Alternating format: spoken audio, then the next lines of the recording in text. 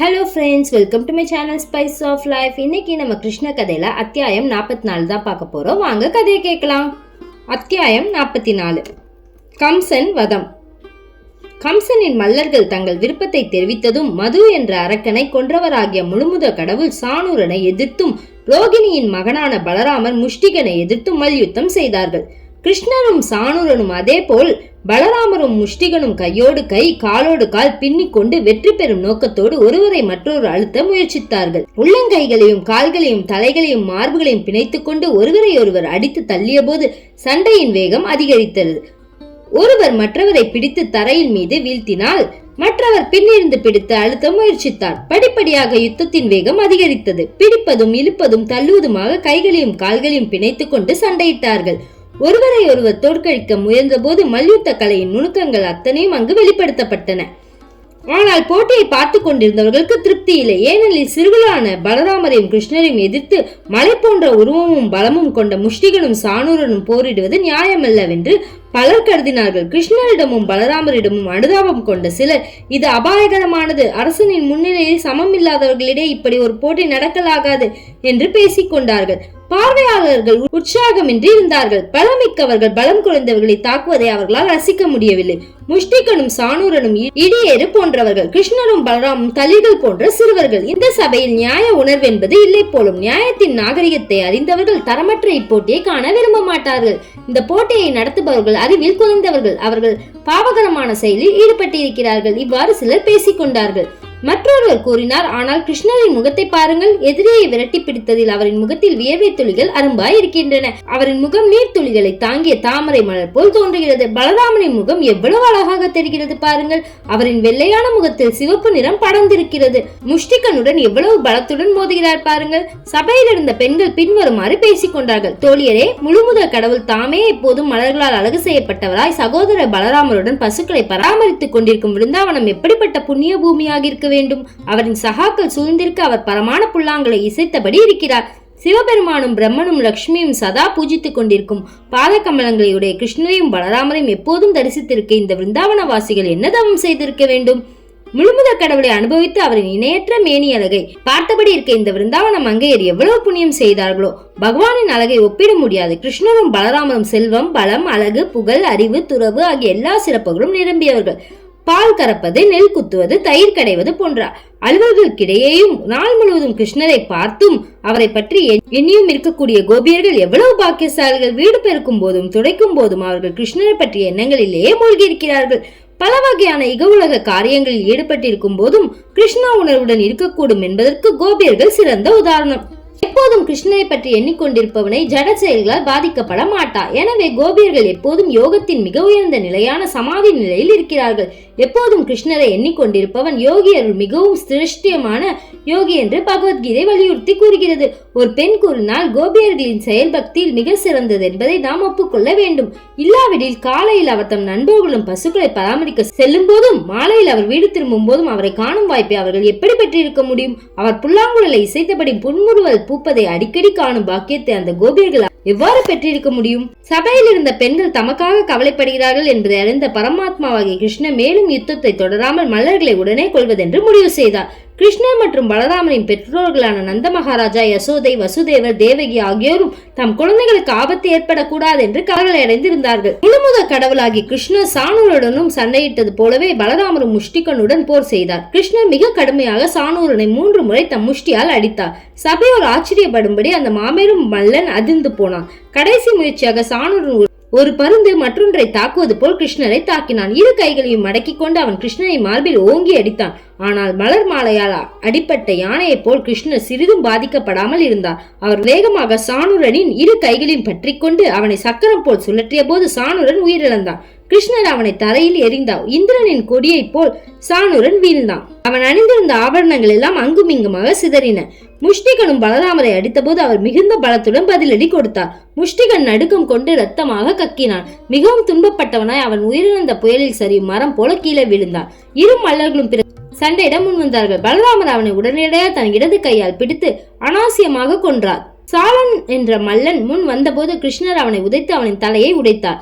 தோசாலா என்ற மல்லன் சண்டையிட வந்தபோது அவனும் அதே முறையில் கொல்லப்பட்டான். இவ்வாறு மாபெரும் மல்லர்கள் யாவரும் கிருஷ்ணர் மற்றும் பலராமரால் கொல்லப்பட்டார்கள். எஞ்சியிருந்த மல்லர்கள் உயிருக்கு பயந்து கோதாவை விட்டு ஓடினார்கள். கிருஷ்ணரின் நண்பர்களான ஆயர்குல சிறுவர்கள் அவரையும் பலராமரையும் அணுகி மிகுந்த மகிழ்ச்சியுடன் அவர்களின் வெற்றியை பாராட்டினார்கள். முரசுகள் ஒலித்தன. மக்கள் அவர்களின் வெற்றியை பாராட்டினார்கள். கிருஷ்ணர் மற்றும் பலராமரின் கால் சலங்கைகள் ஒலித்தன. அங்கு கூடியிருந்த மக்கள் மகிழ்ச்சி பெருக்கால் கரவொலி எழுப்பினார்கள். அவர்களின் மகிழ்ச்சி கரை புரண்டோடியது. பிராமணர்கள் மனமோந்து கிருஷ்ணரையும் பலராமரையும் புகழ்ந்து பேசினார்கள். கம்சன் மட்டும் வானலாவிருந்தான். அவன் கைத்தட்டவும் இல்லை, கிருஷ்ணரை வாழ்த்தவும் இல்லை. கிருஷ்ணரின் வெற்றியை பாராட்டும் வகையில் முரசுகள் ஒலித்ததை அவன் விரும்பவில்லை. மல்லர்கள் கொல்லப்பட்டதும் எஞ்சியர்கள் உயிருக்கு பயந்து ஓடியதும் அவனுக்கு மன வருத்தத்தை தந்தது. அவன் உடனே முரசுகள் ஒலிக்கப்படுவதை நிறுத்தும்படி கட்டளையிட்டு தன் நண்பர்களை நோக்கி பின்வருமாறு பேசினான். வசுதேவரின் இந்த இரு மகன்களும் உடனடியாக மதுராவிலிருந்து விரட்டப்பட வேண்டும் என்று நான் கட்டளையிடுகிறேன். அவர்களுடன் வந்திருக்கும் ஆயர்குல சிறுவர்களும் விரட்டப்பட்டு அவர்களின் உடைமைகள் எல்லாம் பறிக்கப்பட வேண்டும். நந்த மகாராஜாவை அவரின் தந்திரமான நடத்தைக்காக உடனே கைது செய்து கொள்ள வேண்டும். அயோக்கியனான வசுதேவனும் உடனடியாக கொல்லப்பட வேண்டும். என் விருப்பத்திற்கு எதிராக எப்போதும் என் எதிரிகளை ஆதரித்த என் தந்தையான உக்கிரசேனரும் உடனே கொல்லப்பட வேண்டும். இவ்வாறு கம்சன் பேசியதும் கிருஷ்ணன் மிகவும் கோபமடைந்து கனப்பொழுதில் கம்சனின் காவலர்களை கடந்து கம்சனை அணுகினார். இதை எதிர்பார்த்திருந்த கம்சன் வாளை உரையிலிருந்து நீக்கி கிருஷ்ணரை தாக்க முற்பட்டான். அவன் அப்படியும் இப்படியும் வாள் வீசிய போது மிகுந்த பலத்துடன் கிருஷ்ணர் அவனை பிடித்து கொண்டார். சிருஷ்டி முழுவதற்கும் துணையானவரும் தம் தொப்புளில் இருந்து பிரபஞ்சத்தை உண்டு பண்ணியவருமான முழுமுத கடவுள் கம்சனின் கிரீடத்தை கீழே தள்ளி தரையில் உருளச் செய்தார். பின்னர் கம்சனின் நீண்ட தலைமுடியை தம் கையில் பிடித்துக்கொண்டு அவனை ஆசனத்தில் இருந்து இழுத்து வந்து மல்யுத்த மேடை மீது எறிந்தார். அதன் பின் கிருஷ்ணர் உடனடியாக கம்சனின் மார்பின் மேல் ஏறி அமர்ந்து கொண்டு அவனை மீண்டும் மீண்டும் ஓங்கி அடித்தார். அவன் முஷ்டியில் இருந்து புறப்பட்ட அடிகளை தாங்க மாட்டாமல் கம்சன் உயிர் நீத்தான். கம்சன் மடிந்து விட்டான் என்பதை தம் பெற்றோர்களுக்கு உறுதிப்படுத்துவதற்காக கிருஷ்ணர் யானையை கொன்ற சிங்கம் அதை இழுத்து செல்வதை போல் கம்சனின் உடலை இழுத்து சென்றார். இதை கண்டவுடன் எல்லா திசைகளில் இருந்து மாரவரம் எழுந்தது. சிலர் மகிழ்ச்சி ஆரவரம் செய்தார்கள், சிலர் அழுது புலம்பினார்கள். தேவகியின் 8வது மகனால் தான் கொல்லப்படவிருப்பதை அறிந்த நாளிலிருந்து கம்சன் ஒவ்வொரு நாளும் நாள் முழுவதும் இடைவிடாது உண்ணும் போதும் நடக்கும் போதும் மூச்சு விடும் போதும் கிருஷ்ணரை பற்றி எண்ணிக்கொண்டிருந்ததால் முக்தி பெறும் நட்பேற்றை அடைந்தான். தற்பாவ பாவித ஒருவன் எப்போதும் ஈடுபட்டிருக்கும் எண்ணங்களை பொறுத்து அவனின் மறுபிறவி அமைகிறது. சக்கரத்தை ஏந்திய கிருஷ்ணரை பற்றி கம்சன் எப்போதும் எண்ணிக்கொண்டிருந்தான். அதாவது சக்கரம், சங்கு, கதை, தாமரை ஆகியவற்றை தாங்கியுள்ள நாராயணரை தியானித்திருந்தான். அறிஞர்களின் கருத்துப்படி மரணத்துக்கு பின் கம்சன் சாரூபிய முக்தியை அடைந்தான். அதாவது நாராயணன் ஆகிய விஷ்ணுவின் ரூபத்தை பெற்றான். வைகுண்ட லோகத்தில் எல்லோரும் நாராயணர் போன்ற ரூப அமைப்புகளை பெற்றிருக்கிறார்கள். மரணத்துக்கு பின் கம்சன் முக்தி பெற்று வைகுண்ட லோகத்திற்கு உயர்த்தப்பட்டான். பகவானை பகவானாக கருதுபவனும் எப்போதும் அவரை பற்றி எண்ணுவதால் வைகுண்ட பதவி அடைகிறான் என்றால், கிருஷ்ணரை பற்றி எப்போதும் அன்புடனும் பக்தியுடனும் எண்ணிக்கொண்டிருப்பவர்கள் அடையும் உயர்நிலை என்னவென்பது? கிருஷ்ணரால் கொல்லப்படும் பகைவனும் முக்தியடைந்து அருவமான பிரம்மஜோதியை எய்துகிறான். முழுமுத கடவுள் முற்றிலும் கருணாமூர்த்தி ஆனதால் அவரை பற்றி எப்போதும் எண்ணுபவன் நண்பனானாலும் பகைவனானாலும் முக்தி பெறுகிறான். ஆனால் பக்தன் பெறும் முக்தியும் பகைவன் அடையும் முக்தி நிலையும் ஒன்றாகாது. பகைவன் பொதுவாக சாஜூய முக்தியை அல்லது சில சமயம் சாரூபிய முக்தியை பெறுகிறான். கம்சனுக்கு 8 சகோதரர்கள் இருந்தார்கள். அவர்கள் மூத்தவர் கங்கர். மற்ற எல்லோரும் கம்சனுக்கு இளையவர்கள். தம் மூத்த சகோதரன் இறந்ததை அறிந்ததும் அவர்கள் ஒன்று கூடி பெரும் கோபத்துடன் கிருஷ்ணரை தாக்கி கொள்ள விரைந்தார்கள்.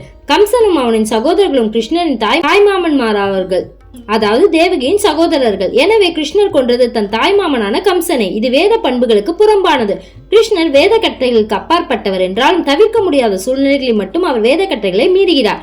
கம்சனை வேறு யாரும் கொல்ல முடியாது. ஆகையால் கிருஷ்ணர் அவனை கொல்ல வேண்டியதாயிற்று. கம்சனின் 8 சகோதரர்களையும் பொறுத்தவரை பலராமர் அவர்களை கொன்றார். பலராமரின் தாயாகிய ரோகிணி வசுதேவரின் மனைவியானாலும் கம்சனின் சகோதரி அல்ல.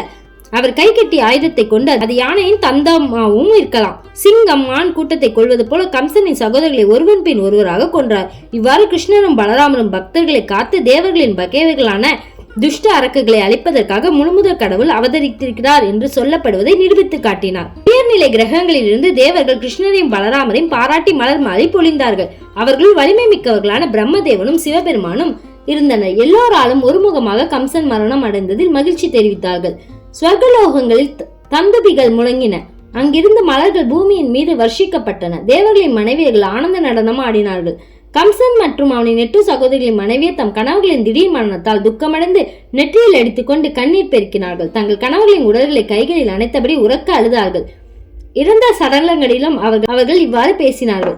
அன்பார்ந்த கணவரே, நீங்கள் அன்பு மிகுந்த உங்களை சார்ந்தவர்களுக்கு ஆதரவாய் இருந்தீர்கள். இப்போது உங்கள் மரணத்திற்கு பிறகு நாங்கள் இறந்தவர்களாகிவிட்டோம்.